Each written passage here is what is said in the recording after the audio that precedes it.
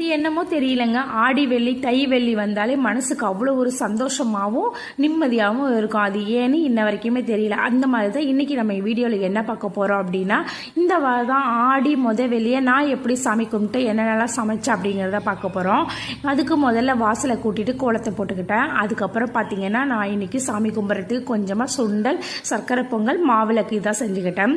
சர்க்கரை பொங்கல் செய்யறதுக்கு பச்சரிசி கடலைப்பருப்பு நல்லா வேக வச்சுட்டு அது நல்லா வெந்தது அதில் வெள்ளத்தை கலந்து நெய்யில் முந்திரி திராட்சை போட்டு தாளிச்சு இறக்குனா சக்கரை பொங்கல் ரெடி. மாவுளுக்கு ஊற வச்ச அரிசியை ஏலக்காய் கூட இடிச்சு அதில் வெள்ளத்தை போட்டு பிசைஞ்சு எடுத்தோம்னா மாவுளுக்கு ரெடி.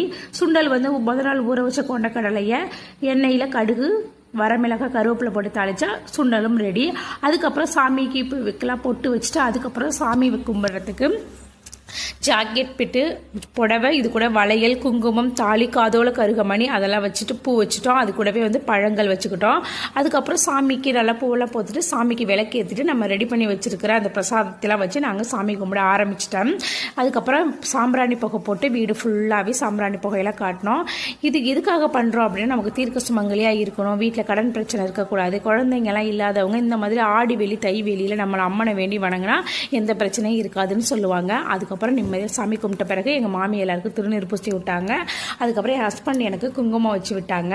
அதுக்கப்புறம் சாமியெல்லாம் கும்பிட்டு எல்லாத்துக்கும் தண்ணி தெளிச்சுட்டு நெய்வேத்தியம் பண்ண பிரசாதத்தை எல்லாருக்கும் கொடுத்து நிம்மதியாக சாப்பிட்டோங்க. ரொம்ப சந்தோஷமாக இருந்துச்சு, மன நிறைவாகவும் இருந்துச்சு.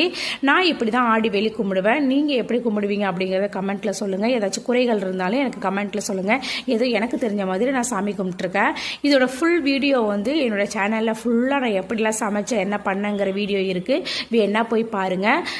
அவ்வளோதாங்க.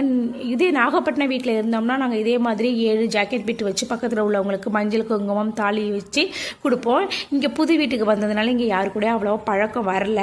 இன்னும் பழக்கம் வந்த பிறகு தான் அந்த மாதிரி ஒரு பழக்கத்தை கொண்டு வரணும். அவ்வளோதாங்க. சேனல் பிடிச்சதை லைக் பண்ணி ஷேர் பண்ணி மறக்காமல் சப்ஸ்கிரைப் பண்ணிக்கோங்க. பாய்.